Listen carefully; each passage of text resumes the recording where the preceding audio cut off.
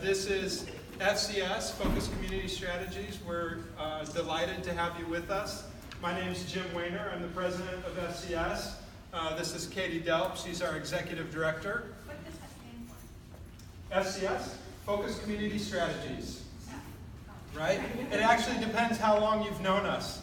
If you've known FCS, we were founded by Bob Luckfin almost 40 years ago, not quite. And we started out as family consultation services under his leadership. And Katie and I stepped into our roles a little over 3 years ago as Bob began to step back. And as we went through that founder transition, and it became Focus Community Strategies. It just defines a little bit more about what we do.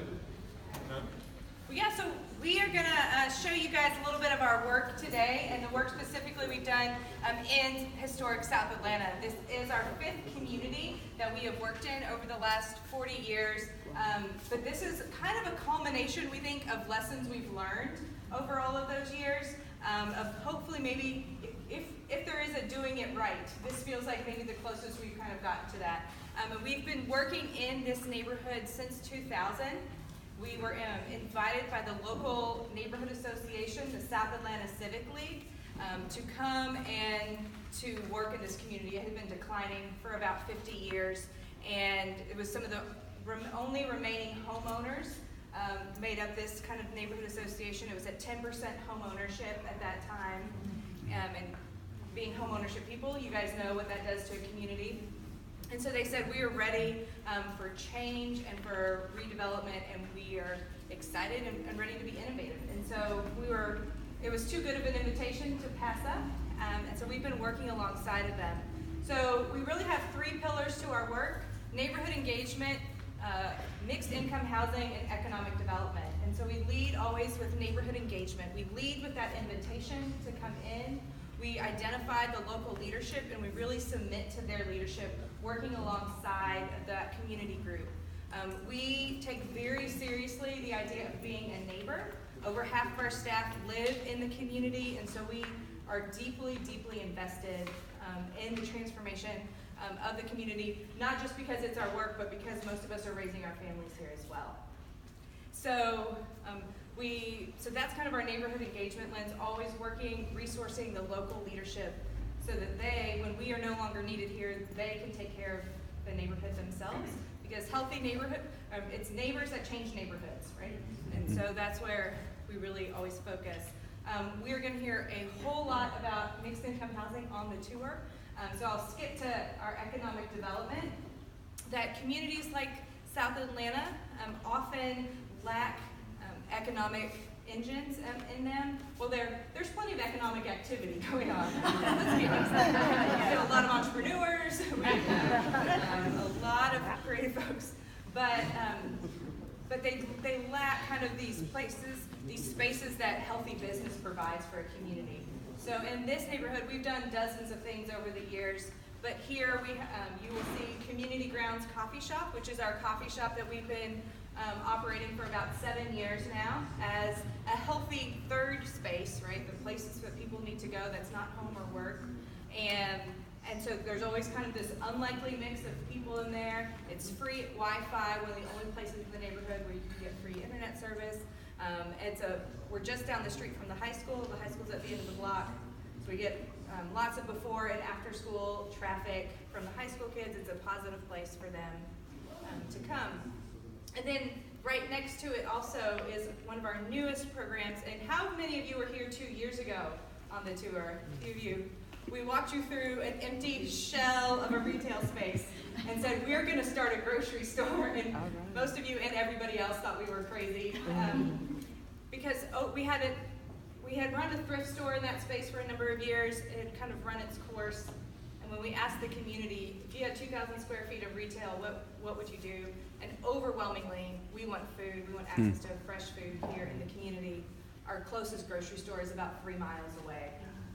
So we got a lot of smart people together and worked and really think we have kind of figured out a solution to no longer being a food desert. We are now a food oasis. It's like how we like to identify our community. And we've started a small grocery store that is really exceeding all of our expectations right there in Carver. it's been really an exciting project for us. We can talk a few more details after you see it, but you'll also see there's signs right now along all the windows. We're able to offer 2-for-1 produce for SNAP participants, recipients, 3 days a week. We've seen produce sales through that triple in the last year for our EBT and low-income shoppers. So we really do believe that given access, people are going to make better choices. So we are going to, in the next few minutes, we're going to walk through the store, the Carver Market and community grounds. We do have customers. This is a Monday morning, so we're not really going to stop. We're going to just kind of walk through, and then we'll dodge traffic again and get on the bus. Hey folks, I'm Rebecca Hicks, Director of Neighborhood Revitalization. If you were on bus 1, you got very clear instructions, but I'm not sure the folks on bus 2 got clear instructions. And they are, we're not stopping for coffee. The number 1 complaint on the tour 2 years ago is you didn't let me stop for coffee. We would close the place down and spend all day drinking coffee. So we're going to walk through, we're going to admire, we're going to make a note in our GPS and come back and get a cup of coffee and go grocery shopping. But this is just an opportunity to see the incredible work that's happening. So thank you. So a couple things, just for you to see, so sort of eyes behind the scene. Notice our staff.